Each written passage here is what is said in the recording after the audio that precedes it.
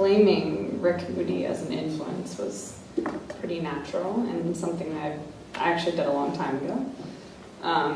At this point, he's a well-respected author who expertly waxes poetic about music, sex, drugs, and human fallibility. I'm an anxiety-ridden MFA grad who binge writes, so we have a lot in common. I'm going to read a little excerpt from The Ice Storm. I'll give you a little background so you're not lost. The main characters, Elena and Benjamin Hood, at this point, are on their way to a party in the car, just the two of them, and she has just confronted him about his infidelity. So it's a little bit tense, and she's kind of just in her head, like in the car, looking at things and thinking, and here we go. It was late autumn, and the country club had been closed for 3 months, so no one had much played tennis lately, or golf. A few maybe had played paddle tennis, but there was touch football and high school football and college football, which would be televised all weekend, and these were effective subjects, as were the professional sports. The Giants were again failing to live up to their promise. The Mets had been good until the series, and the Rangers were said to be excellent this year. See what you can learn from a quick glance at the second edition of the Stanford Advocate. Theology was out, of course, except for the practical issues at any given parish. Was anyone doing anything about the winter clothing drive? Who was supposed to make coffee this Sunday? Complaining about sermons was also a fine thing to do. Or about the rector at a church. And then there was popular religion. Godspell was a hit. Jesus Christ Superstar was a hit. Jonathan Livingston Seagull was a hit, and the film version had just opened, featuring the songs of Neil Diamond. Likewise, there were the PTA and local property taxes, and the selectmen, and the cessation of town meetings. But these were topics that would go only so far. What were you to do during the long, sprawling, drunken turns when you were pinned to the wall by a bearded man with pink eye who wanted to discuss two-headed dildos in African art or the bisexuality of higher mammals? What were you to say to him? There was one man who had cornered her at parties in the past, who had gone through a sort of Gestalt therapy cult where they made you sit still for 3 days in a windowless conference room and listen to convolutions about the universe, which would, it was said, improve your productivity at work. But this man was rarely invited to New Canaan parties anymore, and the fact that she had met him at the post office and later arranged to see him at a diner in Norwalk, well, it was probably just as well. Wesley. They'd had a vague, abstract sort of conversation, and nothing had come of it anyway. Maybe that was how these things were supposed to turn out. The only right and true subject for party conversation was gossip. The more tawdry, the better. Elena had gossiped like anyone else, about friends checking themselves into Silver Meadow, about breakdowns and cheap affairs and white-collar crime. And Elena realized, of course, as Benjamin eased the Firebird up the hill toward the Halfords' house, that she was now the subject of this gossip. She was appearing in public with a man who was no longer faithful to his wife. And the question in some circles would be whether or not she, Elena Hood, knew herself to be betrayed. She was like a lonely spinster now, a lonely spinster in a riverfront town who wore, as perfume, her own urine. On the other hand, maybe Benjamin Hood was right and everyone was a cuckold. Maybe the nature of marriage was to be both cuckolded and cuckolding, adulterer and adulteress. Yes, the thing to do was to relax into this deterioration, to recognize that we could still live in these calm and lovely homes and still make ourselves beautiful on occasion and still love our children and lavish them with the opportunity and affection that we never received. We could still spill the wine and dig that girl.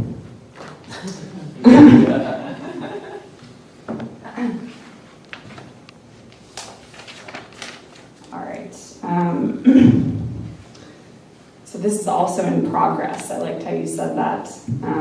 It's very, very brand new. And I wrote it right after I finished that book, which sort of felt organic in some weird way. Nobody talks about the stuff. The sheer volume of books and workout clothes, camping gear, coffee mugs inscribed with platitudes, sheets, dress shoes, unused toothbrushes, pasta bowls, cleaning supplies. It's astonishing how much a lifetime will accumulate, the amount of waste that inevitably outlives us. It's more shit than 2 sons, 2 daughters, 3 wives, 1 husband, and a Rottweiler can handle in a weekend, that's for sure. And it's likely more shit than the first hunter-gatherers came across in their entire existence. All from one suburban marriage, one 27-year suburban marriage. Annie and David flew to Chapel Hill 24 hours after everybody else. He told her he couldn't find a sub, but really he didn't want to see the looks on his sister's faces as they fumbled in their purses and turned the key on an empty house. When they arrived, everybody was drunk. It was 3 p.m. EDT, barely noon in San Francisco, and for Annie and David, there'd been no breakfast or lunch outside of the Southwest Honey Roasteds. Dave, Jenna said as they walked in, we found Dad's scotch collection and we opened every single bottle. She threw her arms around him. David looked around. All the Kincaid kids and their spouses in one place, lazily sprawled around the living room like it was some sort of slumber party. Mary and Jenna in Dad's recliner, Michael and Susan on the couch, Karen on the ottoman, George in Mom's book club chair. For a while, nobody looked up. It was all so fixed, so rehearsed, like a play. Jenna, you have to try some of this. You too, Annie. Dad's an asshole for keeping this stuff from us. Susan, yeah, I'll grab some glasses. Michael, Dave. How you been, you piece of shit? How's the Sunshine State? He stood and rubbed his belly as he spoke, which hung significantly lower now than it had 3 years ago at the 25th anniversary party. I think the Sunshine State is Florida, Mike. Annie dug her fingernails into his leg. David, she whispered. It's fine, David replied. Still dropping wisdoms on the youths, Michael asked. David pushed Annie's hand away. Still teaching at the community college. Good for you, man, that's really good. Karen from the ottoman. You hear about this scissor the kids are taking these days, Davy? Susan. Oh, yeah, it's bad. I hear it's full of nail polish remover and grape Jolly Ranchers. David almost smiled. Haven't seen any yet. Karen from the ottoman. Well, don't take it lightly. Don't take it lightly, Dave. CNN is calling it the Jim Jones Kool-Aid of this generation, minus the cyanide. I'll keep an eye out. George stretched out his arm and flicked his finger toward his wrist. Come on, Annie, sit down. House and Glenn live at 18. If Dave wants to loiter in the foyer all afternoon, that's his prerogative. Annie smiled and took the empty seat on the couch. David hated the way George said foyer and prerogative. He also hated the way he dressed, cargo shorts and pastel polo shirts, the way he talked about his shitty Porsche, and most of all, the way he stared at Annie. It started New Year's Eve. Annie and David's first New Year's Eve together. George and Karen flew to San Francisco to participate in the Y2K racket. They were at a party in a rooftop apartment on Castro Street, and George had sucked down a bottle and a half of Corbeau. At 11:55, he clutched his groin, pointed it at the Castro Theater, shouted, "Fuck you, millennium's bug," and vomited down the side of the building. Susan was asleep, so Annie helped him to the bathroom, where he proceeded to launch his peep breath lips at the base of her nose. His tongue followed. Annie waited until she and David were in bed to giggle over the indiscretion. David, not surprisingly, found no humor in his brother-in-law's drunk antics. In fact, the whole thing made him feel nauseated. When Annie asked if he was okay, David had replied, "You know Karen is pregnant, right?" It was harmless, Annie had said, a drunk accident. David had wondered in that moment if Annie had always been this sweet, if she'd grown up seeing half-full things at eye level, or if she'd absorbed this niceness somehow through John Waters films and Judy Blume novels. Annie was younger by 10 years. When they met, she was freshly 21 and taking classes at CCSF, where David was teaching his first Intro to Sociology course. It was the only cliche he had ever willfully entertained. He was her teacher, etc., and she his ebullient pupil. Now, 6 years later, David still felt like he had to know things, like it was his job to have every answer she could ever conjure a question for. It drove Annie up the wall, the way he treated every innocuous inquiry as a pedagogical situation. David couldn't stop. It was the one thing he knew he could bring to the table, attempted wisdom. "So, how about you?" polo-wearing Peep Breath said. "There's room right here on the floor next to Susan." David took off his jacket and squeezed between Michael and Annie on the couch. Is everybody here? Does everybody have a glass? Jenna asked. Mary. No, baby, David is still empty-handed and it looks like Mike needs a refill. Jenna passed the bottle around. David noticed that everybody looked tired, especially Annie. Okay, Jenna said, what should we cheers to? Karen. To Mom and Dad. Michael. To Mom and Dad and scratching pussy. Susan slapped his shoulder. George. To Jerry and Diane and more time together as a family. Mary. To Scissorp. Jenna. To Mom and Dad and Scissorp. Annie. To Jerry and Diane and Glenlivet 18. David inched closer and wrapped his arm tightly around Annie's shoulders. All. To Glenlivet 18. I have one more quick short thing that's totally unrelated to that one that I might read. It's called Rickety.